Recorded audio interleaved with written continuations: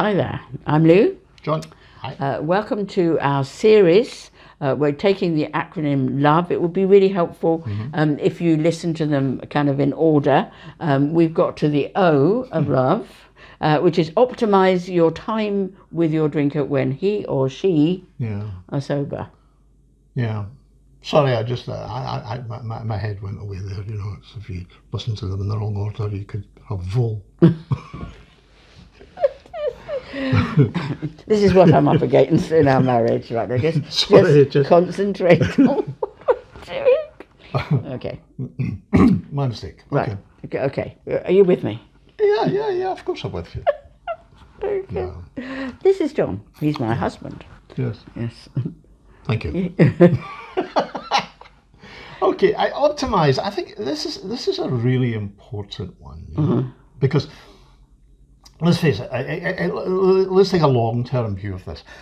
You know, I remember as a drinker, and I remember sort of giving up drink and thinking that's it. You know, it's all downhill from now on. You know, and as I've said often, that I thought, okay, once I stop drinking, I've go to the elephant's graveyard, and I just sit there until I die, and please let it be soon. And that was my view of not drinking. And the funny thing is, I hear many drinkers that I talk to saying something similar along the line, and you get so much happiness, so much drink, use them all up, that's it, end of story, It's misery and downhill from now on. So that's part of what this is about. The other part is in a kind of short-term view of what it's about, which is, the actual relationship at this moment in time, and and your way of being able to sort of communicate with the drinker. Sure. Okay. So, I mean, if your drinker drinks all the time, it tends to be something that accumulates as it goes through the day. Is that generally the case? I think if somebody is drinking all the time, then it's really a bit difficult to sort of optimise your time with them when they're sober, if they're not sober. Yeah. That makes it really rather difficult. But there will be times when there are soberer. Yes, so like mornings, for example, often are the best times. So going out for a walk, going out for breakfast, just trying to get them when they're not really under the influence of drink. Although I have to say that particularly when I was in a long binge, then morning was probably a terrible time for me. Right, okay. But it was a terrible time for me because I woke up and I was in withdrawals and I had to get a drink. Sort of sometime round about mid-morning was probably okay because I hadn't drank enough to be drunk. But I had drunk enough to be straight again. Yeah, I think with binges, my husband was quite hard to get hold of in the middle of a binge. Yeah. But what I did do, and this is where the optimising is really important, is if I wasn't careful, I'd use the time between binges to tell them how awful he'd been and what a terrible time we're having now. I was going through it, and the kids were going through it. Yeah. So my ex-wife used to be sitting on the end of the bed. Yeah. And I couldn't remember a thing about the night before, and she had 20/20 of memory, and she would tell me. Okay, so we get something out of doing that. So why should we put that down?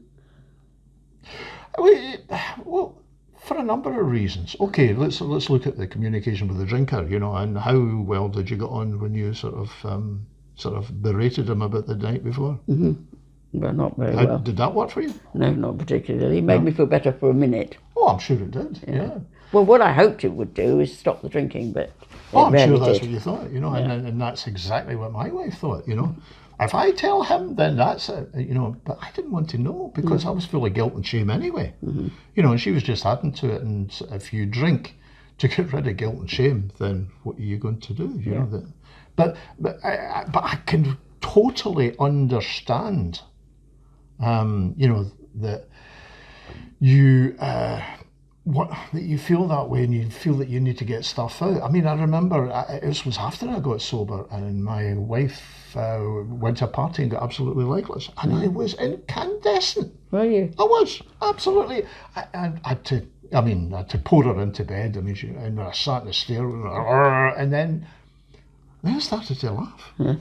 Because I realised this is what my wife had gone through time after time after time after time. But once And that was me. I was off. You still haven't given me a really good reason to optimise my time. Okay, so what if she had sat on the end of the bed and said, "Oh, it's really great to see you. I was just thinking, I know you love football or rugby. Should we go to a rugby match together?" What would would have responded to that? What I'd would probably you think? died of shock to begin with, you know, because it would have shocked me because it was so far outside of our experience, you know.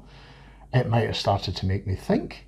But the other thing, of course, is that if I'm going up to the pub to drink, to get away from her and to get away from the feelings of guilt and shame, then actually there's no need to do that.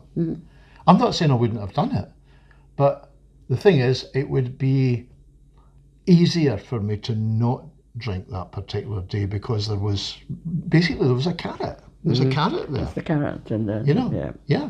And the carrot is that I'm going to get something that I enjoy. You know, if I really want to go to a rugby match and she's going to come to a rugby match with me, then yeah, great, okay. Maybe it's worth staying sober today for that. And actually, I can almost hear some of you thinking, "Why can't I?" And I really get that. Why should I be the one that does all the things? The short answer to that is because you probably can, and they can't. And there has to be one adult in the relationship. There absolutely has. And you're it. Yeah. So what we're actually saying is figure out when they're most them normal selves and begin to do some stuff that reminds you both why you're in the relationship in the first place. Because if you manage that, afterwards you'll remember why the marriage is worth fighting for or the relationship is worth fighting for. And they will think, actually, it's quite nice being sober and being with my wife. But obviously, the thing that you want to do with them is something that does not involve drinking. Yeah. Like, I'll come to the pub with you. No, it's not something like that. No, it's not so we'll good. go to a licensed restaurant, or we'll go. Do you know what I mean? It's let's go cycling, or let's go sailing out in the, windsurfing, where it's very difficult to get a drink. It's something which you enjoy as a couple. Preferably, that he prefers or she prefers really quite a lot, but does not involve drink in any way whatsoever. Yeah. So there's a do, and we say a lot a don't, and this is whether you've got alcoholic children, maybe alcoholic parents, is avoid being around them when you're drinking if you possibly can, because that makes all your negative feelings worse. It really does. And often they will draw you into an argument so that they can get angry. They can tell themselves that, why would you want to be with them anyway? There's a lot of kind of self-defeating stuff and sabotage that goes on. It might bring you that bit closer as a couple, and it might give you a lever to actually, sort of be able to talk about stuff. So put a bit more energy into thinking what you could do and where you could go. And yes, you will have times when you set something up and they blow it. That will happen almost inevitably. But again, just your situation. I'm hesitating here because it could be one of many things, but your situation, the environment where you can actually spend time with your partner and enjoy what you kind of fell in love for. I mean, if you watch the previous one, which I suggest that you do, then you'll have noticed there's a pattern here. It's about breaking patterns. Yes. That's the pattern.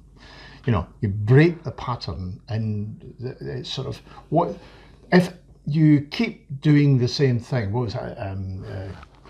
The old saying, if you keep doing the same thing and expect a different outcome, then that's the definition of madness.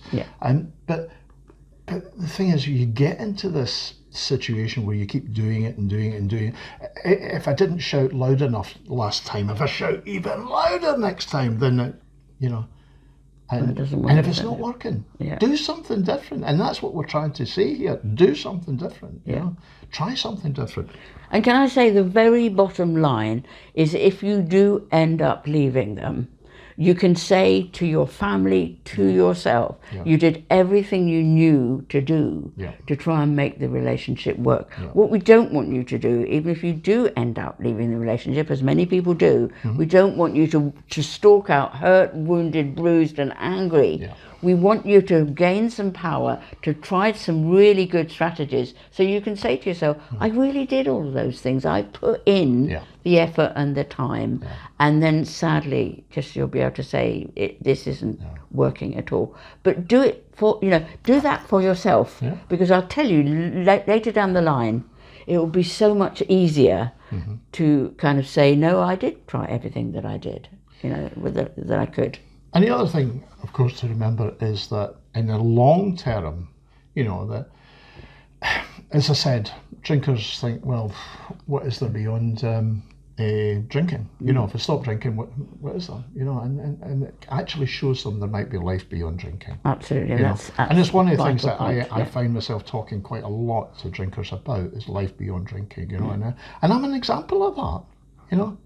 I thought it was kind of, as I say, the elephant's graveyard, and and I didn't. I found so many pursuits that I couldn't do when I was drinking. Because I was always sitting there going, I'm going to climb mountains, I'm going to do this, I'm going to do that tomorrow because I'm drinking today.